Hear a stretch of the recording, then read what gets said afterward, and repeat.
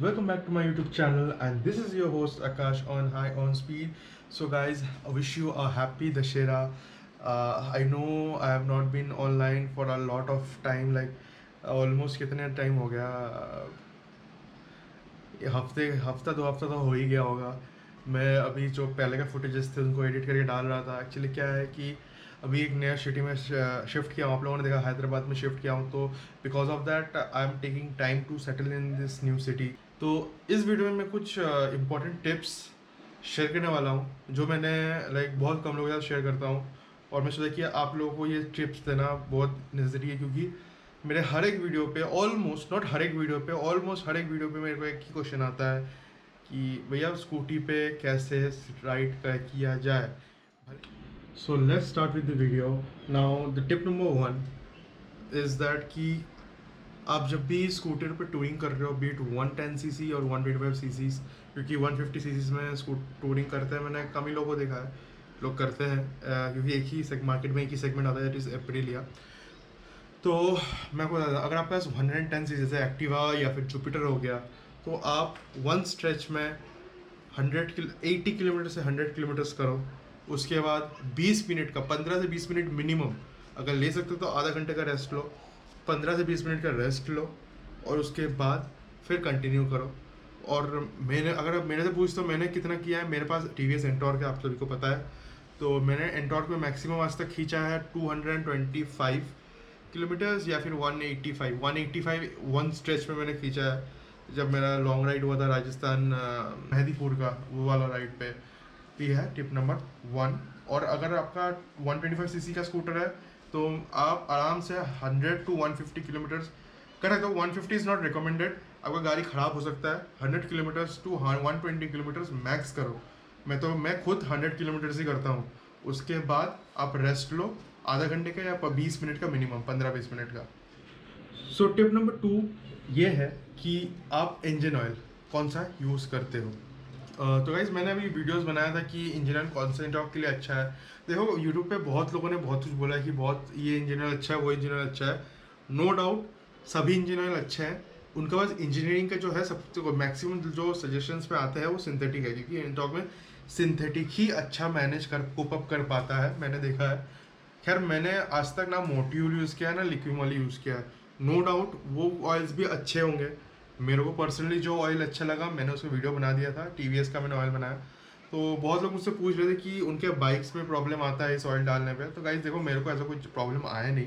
अगर आता है तो मैं इन फ्यूचर जरूर शेयर करूँगा, क्योंकि मेरे को हो गए कुछ 12-13 हज़ार किलोमीटर हो गए जब मैं वो सेम ही ऑयल यूज़ करता हूँ हर टाइम पे।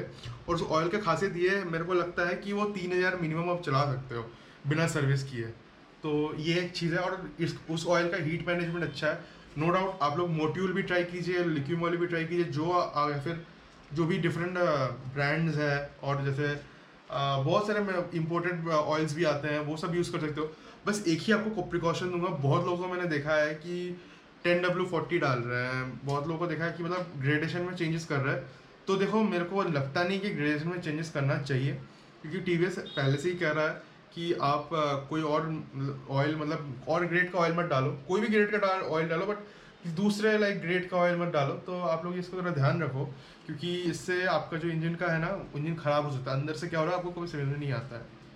कोई भी ऑयल हो, बस फुल्ली सिंथेटिक होना चाहिए। और आप कंपनी के यूज़ करो या किसी थर्ड पार्टी का यूज़ करो, बस इतना याद रखना कि ग्रेड सेम हो जाए।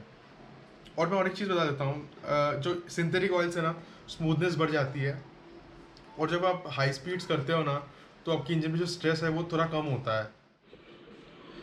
पॉइंट नंबर 3, अब जब भी जाते हो बाहर, अब सर्विस सेंटर पे जाके या फिर कहीं भी लोकल सर्विस सेंटर जाके ना, अपना स्कूटी में जो भी मतलब खोलना है, क्या करना है, वो सब चीज़ें सीख लो आप। क्योंकि जैसे मेरे को चीज़ लगा मेरे को एक्चुअली कि ये है कि मैं स्पार्क प्लग कैरी करता हूँ, टूल किट कैरी करता हूँ, और एक इंजन ऑयल एक्स्ट्रा कैरी करता हूँ। क्योंकि ऐसा होता है कि लॉन्ग राइड पे ना, मैंने देखा कि कुछ स्कूटीज़ में, मेरे स्कूटी में भी एक बार हुआ था, ठीक है, नो डाउट हुआ था। लेकिन ऐसा नहीं है कि उसमें मतलब लॉन्ग राइड नहीं कर सकते, वो कभी कभी हो जाता है। क्योंकि जब ओवरक्लॉक करते हो, मैं अपनी स्कूटी में ओवरक्लॉक करता हूँ, मैं ये एक्सेप्ट करता हूँ, इसलिए कभी कभार मेरा इंजन ऑयल कम निकलता है। और जब भी लंबी एक लॉन्ग टाइम इंजन रनिंग करते करते करते करते क्या था, ऑयल जो होता है ना उसका वो इवेपोरेट होने लगता है, क्योंकि हम लोग को बाहर से तो जो गर्मी लगता है अंदर उससे 3 गुना ज़्यादा गर्मी होती है। तो आप समझ सकते हो, तो आप लोग समझ जाओ। तो यही मेरा सजेशन है कि आप स्पार्क प्लग तो कैरी करो, क्योंकि स्पार्क प्लग में बहुत, क्योंकि स्पार्क प्लग एक ऐसा क्रूशियल चीज़ है ना कि वो अगर ख़राब हो गया ना तो आपका इंजन स्टार्ट ही नहीं होगा, स्पार्क जनरेट नहीं होगा और आपका जो कंबशन है वो होगा ही नहीं। तो स्पार्क प्लग, एक टूल किट कैरी करो, एक इंजन ऑयल एक्स्ट्रा कैरी करो, और जो आपको लगता है कि छोटे मोटे पार्ट, जैसे मेरे एंटॉर्क में मेरे को लगता है कि जो टेम्परेचर सेंसर है ना, थर्मल सेंसर, वो अगर आपके पास एंटॉर्क है तो थर्मल सेंसर कैरी करो। एक्टिवा या फिर आपके पास डियो है या फिर आपके पास जुपिटर है तो उस सब में सबकी ज़रूरत नहीं पड़ती है, सिर्फ स्पार्क प्लग, इंजन ऑयल और टूल किट काफ़ी है। और देखो हमेशा नेशनल हाईवे पकड़ के चलो, बीच बीच गूगल मैप्स जो होता है ना, गूगल आंटी अंदर से बहुत ज़्यादा रास्ता दिखाती है, तो उस सब में मत जाना। आप हमेशा नेशनल, चाहे आपको 100 किलोमीटर ज़्यादा घूमना क्यों पड़ जाए, क्योंकि नेशनल हाईवे एक ऐसा जगह है जहाँ पे आपको सब कुछ चीज़ अवेलेबल होता है, सेफ होता है। आप गांव के अंदर से शॉर्टकट लेने चले जाओगे ना, देखो ये आप स्कूटर यूज़ कर रहे हो, कोई आप ऑफ रोडर यूज़ नहीं कर रहे हो। तो आई होप आप मेरा मैसेज जो है आप क्लियरली समझ पा रहे हो। तो गाइज ये है। फोर्थ पॉइंट स्टार्ट करने से पहले मैं आपको एक इन्फॉर्मेशन देना चाहूँगा। बहुत लोग मुझसे मेरे वीडियोस में पूछते हैं कि भाई एंटॉर्क माइलेज कितनी देती है। तो मैं आपको एक चीज़ सीधी सीधी बता दे रहा हूँ, मैं आपको एक रियलिटी से आपको रूबरू करा रहा हूँ। देखो अभी जो एंटॉर्क्स आ रहे हैं उसमें एफ लगा हुआ है, तो अभी जो फ्यूल इकोनॉमी है वो तो प्रिसाइज आएगा, ठीक है, ऑलमोस्ट सेम ही आएगा सबका। लेकिन कार्बोरेटर में क्या है, आपको प्रिसाइज ट्यूनिंग करना पड़ता था, पूरा मैनुअल होता था, उसके लिए भी एक ऑप्शन होता है। और सबसे बड़ा चीज़ कंप्लेन कि भाई मेरे को मेरे एंटॉर्क में माइलेज नहीं मिल रहा है। यार एक हफ्ते खरीदने के बाद अगर को माइलेज नहीं मिल रहा है तो 2 हफ्ते रुक जाओ, अगर 2 हफ्ते बाद भी नहीं मिलता सर्विस के बाद, तो मेरे को इकोनॉमी मिलता है, जो फ्यूल इकोनॉमी है वो मेरे को मिलता है कुछ 35 से लेके 47 के बीच में, वैरी करता है, क्योंकि कार्बोरेटर मशीन है। आप कभी भी सेम माइलेज नहीं मिल सकता, आपका थ्रोटल रिस्पॉन्स होता है, आप थ्रोटल कैसे यूज़ करते हो वो हमेशा उसका वेरिएशन होता है, हमेशा वेरी करता है, क्योंकि आप सडनली ब्रेक भी मार सकते हो, सडनली एक्सेलरेशन भी कर सकते हो, उससे आपका फ्यूल इकोनॉमी तो गिरता ही है। वेल नॉर्मली मेरे सिटी में 140 से 150 के बीच में मेरा रिजर्व आ जाता है, और हाईवे से मेरे को 170 से 180 के बीच में रिजर्व आता है। मैंने हाईएस्ट चलाया है 25 किलोमीटर्स, उसके बाद भी 500 से 400 से 500 किलो 500 ml ऑयल बचा हुआ था। तो अब जैसे मेरा दिल्ली टू कोलकाता राइड था उसमें मुझे 43 का एवरेज मिला। तो देख सकते हो वेरी करता रहता है, क्योंकि कार्बोरेटर मशीन है। BS6 में आई थिंक ये प्रॉब्लम जो है सॉल्व हो गया होगा। और गाइज जो लोग एंटॉर्क से माइलेज एक्सपेक्ट कर रहे हो गाइज, अपना एंटॉर्क भेज दो guys, if you are expecting mileage from Ntorq. Ntorq एक परफॉर्मेंस ओरिएंटेड स्कूटर है, मार्केट में सबसे ज़्यादा पिकअप, सबसे ज़्यादा पावर एंटॉर्क में है, ठीक है। I am not talking about peak power, but जो इनिशियल टॉर्क और जो इनिशियल जो मतलब जो एड्रेनलिन रश देता है ना, वो एंटॉर्क में बहुत ज़्यादा है, और उसके लिए भाई बहुत फ्यूल चाहिए होता है। आपको पता नहीं होगा लेकिन अंदर बहुत कुछ होता है। तो गाइस आप ये चीज़ समझो कि ये एंटॉर्क जो एक परफॉर्मेंस ओरिएंटेड स्कूटर है, एक माइलेज ओरिएंटेड स्कूटर नहीं है, ये यूथ के लिए बनाया गया है। ऐसा नहीं कि यूथ ही यूज़ करेगा, कोई और नहीं, सब एज ग्रुप यूज़ कर सकता है, लेकिन माइलेज में आपको कॉम्प्रोमाइज़ करना पड़ेगा, क्योंकि आपको परफॉर्मेंस मिला है, जिस हर जगह पे दो चीज़ नहीं मिल सकता। और जहाँ की बात है कि एंटॉर्क, बहुत लोग मैंने लाइक वीडियोज में लिखते हैं एंटॉर्क अच्छा नहीं है, ये नहीं है, मैंने बहुत फोरम्स में देखा है। तो इसमें आप लोगों को यही कहना चाहूँगा, देखो गाइस ये बात समझो कि माइलेज ओरिएंटेड स्कूटर नहीं है ये, आप जो यूज़ कर रहे हो ये सिर्फ परफॉर्मेंस देता है, और कोई भी स्कूटर आज के मार्केट में परफेक्ट नहीं है। मैं आपको ये कह दे रहा हूँ, कोई भी स्कूटर परफेक्ट नहीं है, हर स्कूटर में कुछ ना कुछ दिक्कतें हैं। हर एक स्कूटर क्या है, हर एक व्हीकल में आता है, छोटी आपको कहीं ना कहीं सेक्रीफाइस करना पड़ेगा। सेक्रीफाइस बोले तो कॉम्प्रोमाइज़ तो कहीं ना कहीं करना पड़ेगा आपको। अब आपको पूरा परफेक्ट प्रोडक्ट तो दे नहीं सकते हैं, कि हम लोग खुद ही परफेक्ट नहीं है तो हम लोग परफेक्ट चीज़ें क्या बनाएंगे, सीधी सी बात है। फिफ्थ चीज़, कभी भी अकेले राइड मत करो, because it is not safe अकेले राइड करना। नो मैटर व्हाट कोई कुछ भी कहे कि भाई ये अच्छा है, ये रोड अच्छा है, वो रोड खराब है, कुछ भी कहे, आपके साथ कभी भी कुछ भी हो सकता है जब तक आप रोड पे हो। तो बी वेयर।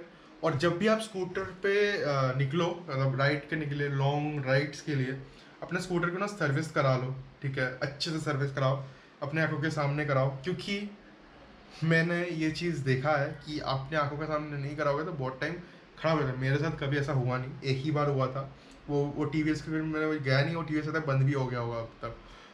मतलब बहुत ख़राब सर्विस किया था उसने, उससे वजह से उसके बाद से मैं एक ही जगह पे सर्विस कराता हूँ, वहाँ पे अच्छा सर्विस हो जाता है मेरा। तो अभी तो खैर फिर सिटी चेंज किया हो।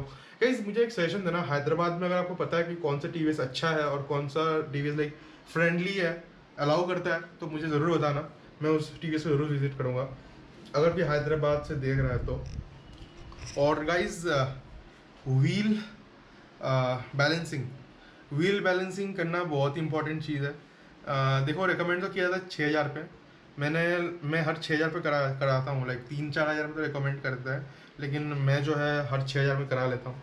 उससे क्या होता है ना कि एकदम पूरा आपको व्हील्स जो है अलाइंड रहता है। अलाइंड रहने से क्या होता है कि फ्रिक्शन कम होती है, और फ्रिक्शन कम होने से ना मतलब अलाइंड रहता है तो फिर आपका जो फ्यूल इकोनॉमी है वो भी सही रहता है। फिर आप जब ब्रेक दबाओगे ना, एकदम स्किट करने टाइम में एकदम हार्ड ब्रेकिंग करोगे ना, तो स्किट जब करता है ना, जब मान लो अचानक से कोई गाड़ी आ गया, आप ब्रेक मार लिए, तो आप स्किट करोगे ना तो लाइन में जाओगे, ठीक है, ऐसे ऐसे side right ways left ways नहीं जाओगे। बहुत लोगों को कंप्लेन होता है कि भाई मेरा स्कूटी इस तरफ भाग रही है उस तरफ भाग रही है, मेरे को ये दिक्कत थी, मैंने व्हील बैलेंसिंग करके ठीक कर लिया।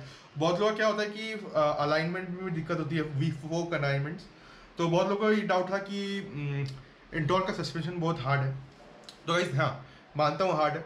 वो क्या होता है गड्ढे पे गिरते गिरते धीरे धीरे और भी हार्ड हो जाता है। उसके लिए फोक अलाइनमेंट एक चीज़ होती है, एडोर की फोक अलाइनमेंट अलाइन करोगे ना, क्या होता है कि ऐसे दोनों पैरेलल रहता है ना, जो ये हमारा फोक्स है, तो क्या होता है गड्ढे में गिर गिर गिर के ना ऐसे हो जाता है, थोड़ा टेढ़ा हो जाता है, या फिर थोड़ा मतलब पोजीशन चेंज हो जाता है, तो जिसकी वजह से क्या होता है कि सस्पेंशन ठीक से डैम्पिंग नहीं कर पाता।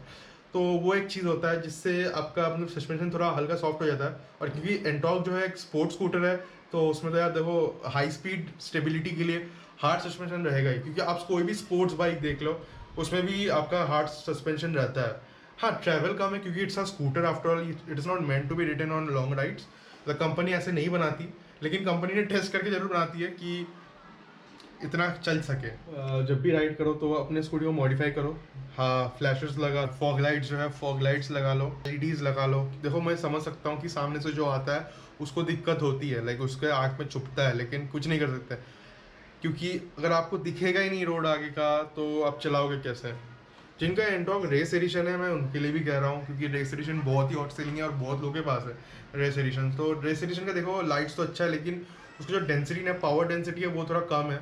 ये चीज़ आप अग्री करो ना करो, मैंने एक चीज़ देख लिया है, क्योंकि देखो इंडिया का नॉर्म्स है कि मतलब गवर्नमेंट नॉर्म्स है जो इतना लाइट का इंटेंसिटी इतना अलाउ नहीं करता। मुझे ज़रूरत पड़ती है क्योंकि नेशनल हाईवे पे स्ट्रीट लाइट्स की कोई ठिकाना नहीं होता, कहाँ पे स्ट्रीट लाइट्स है कहाँ पे नहीं है। तो आप ये चीज़ आपके ऊपर है, आप लगाना चाहो तो लगाओ। मैं जब भी हाईवे पे जाता हूँ तभी लगाता हूँ, फिर मैं निकाल दूँगी। आपने देखा मेरा कपड़े टू कपड़े सिस्टम करके रखा है मैंने। और सीट जो है अपना तो ज़रूर मॉडिफाई कराओ। सीट मॉडिफाई करना मेरे को नहीं लगता इलीगल है, तो सीट मॉडिफाई कराओ अपना, जैसा आपको सही लगे वैसे करके, क्योंकि लॉन्ग राइड में ना बहुत दुखता है सीरियसली। और एक चीज़ मैं लास्ट में ऐड करना चाहूँगा कि कितने किलोमीटर तक आप चला सकते हो। गाइस देखो सजेस्ट यही करूँगा, स्कूटर है, मैक्सी स्कूटर नहीं है वो, तो मैं आपको यही सजेशन दूंगा कि अराउंड 700 मैक्सिमम करो। अगर दिमाग अगर मतलब आपको उससे भी ज़्यादा करना है ना तो 800 कर सकते हो, लेकिन उससे इंटरनल हैमरेज मतलब इंटरनल डैमेज भी हो सकता है। मेरे साथ तो हुआ नहीं है मेरे को समझ, लेकिन मेरे को फील हो रहा था जब मैं कैलकाटा का राइड किया था ना, तो मैंने किया था 869 किलोमीटर्स, तो मेरे को समझ में आ गया था कुछ कि भाई मतलब लास्ट में क्या ना, लास्ट में 200 किलोमीटर पैच था वो ना, मतलब थ्रॉटल दे रहा हूँ, ऐसा लग रहा है कि थ्रॉटल रिस्पॉन्स कम हो गया है। और एंटॉर्क राइडर्स के लिए मैं और एक चीज़ कह दे रहा हूँ कि गाइस देखो तुम लोग तो कर लोगे, दूसरे स्कूटी वाले जो है उनको मैं 110cc वाले हैं, 400-500 के ज़्यादा मत करना, वो आपका क्या मैक्सिमम लिमिट है, उसके ऊपर मत करना, नहीं झेल पाएगा इंजन। तो देखो अगर झेल भी लेता है ना तो यार वो सही नहीं है इंजन के लिए। इसलिए एंटॉर्क में भी कह रहा हूँ, बर्गमैन हो, आपके पास एक्सेस हो, एक्टिवा हो, कुछ भी हो, कर सकते हो। लेकिन एंटॉर्क में ना, एंटॉर्क एक अलग लाइक एडवांटेज होता है क्योंकि ये 3 वाल्व इंजन है। 3 वाल्व में क्या होता है ना कि 2 वाल्व जो होता है जिससे सांस लेता है, मतलब मान के चलो आप दो इससे सांस ले रहे हो और एक मुंह से हवा छोड़ रहे हो, जैसे हमारे यहाँ लेकिन नाक से हम लोग सांस लेते हैं और मुंह से हवा छोड़ते हैं, तो वैसे ही सिस्टम है। तो ज़्यादा अगर और नॉर्मल जो स्कूटर्स में होता है ना कि 125cc में किसी और स्कूटर में, या फिर मैं एक्टिवा एक्सेस को लेके बोलता हूँ कि उसमें ना क्या होता है 2 वाल्व्स है, ठीक है। तो क्या होता है कि एक वाल्व इनटेक एक वाल्व आउटपुट, मतलब ब्रीदिंग उतना नहीं हो पाता कि उतना मतलब इंजन परफॉर्मेंस दे आपको। तो मैं यही सजेशन दूंगा गाइस कि अगर एंटॉर्क है तो कर लो। बर्गमैन भी कर सकते हो। बर्गमैन का मुझे मैं गारंटी नहीं दे सकता क्योंकि एनटॉर्क मैं पर्सनली यूज़ करता हूँ, तो मैं बता सकता हूँ। और एक्टिवा एक्सिस जो है मेरा दोस्त लोगों का है, तो मैंने उनका चलाया है, तो मेरे को जितना मालूम लगा मैं आपको बता दिया। तो this is the thing guys, thanks for tuning in to this channel. अगर आपका कोई भी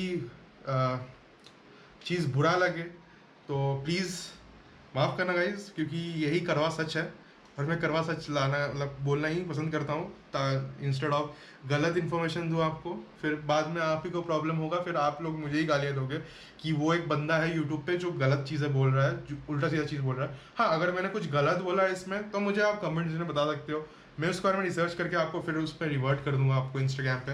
और अगर आपको ये वीडियो अच्छा लगा है तो प्लीज़ लाइक कर देना इस वीडियो को, और अगर लाइक इस चैनल को सब्सक्राइब कर लेना अगर आपको अच्छा लगे तो। इस टाइप का कंटेंट देता हूँ, ध्यान रखो अपना। और क्या भाई, कोरोना में चल रहा है, वीडियोस थोड़ा कम आएंगे क्योंकि मेरे पास अभी अपना रेड क्वीन है नहीं। रेड क्वीन मैं अपनी दिल्ली में ही छोड़ के आया हूँ, मेरे घर पे छोड़ के आया हूँ मैं एक्चुअली। तो अभी मैं शिपिंग कराऊंगा। पहले सोचा था कि राइड करके आऊँगा, लेकिन राइड करने का मैंने फिर सोचा कि एक्चुअली राइड करके आने में फिर क्वारंटीन होना पड़ेगा, बहुत सारे झमेले हैं, तो मैं इधर अवॉइड कर रहा हूँ। बहुत जल्दी राइड्स करूँगा मैं, एक नया सेक्टर का राइड करूँगा बहुत जल्दी। तो वो एक लॉन्ग राइड होगा इस साल का, और एक लॉन्ग राइड। साल के शुरू में एक लॉन्ग राइड हुआ था, अभी एक लॉन्ग राइड हो रहा है। तो बने रहो चैनल पे और मिलते हैं अगले वीडियो में। और बस ऐसे ही बने रहो। टेक केयर, मास्क जरूर पहनना और राइड सेफ। Bye bye.